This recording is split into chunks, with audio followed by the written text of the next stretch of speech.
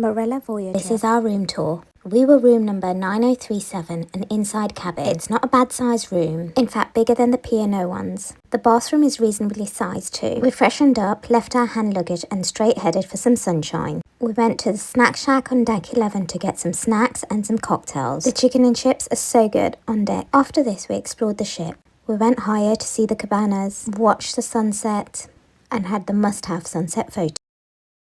After this we went to check out the cinema, which is quite big, followed by the games room, which my nephews loved, and then walked to see the coffee port, art house, and had a drink here. There is a lot included in the all-inclusive package, and of course it was time for another drink. We headed to Vista for dinner. We only dined here once, and this was on our first night. The food was hit and miss, but the service was brilliant. The menu was pretty much same the whole week, so we never went again. It had been a long day, and it was time for bed. We walked past the atrium, then went to the rooms.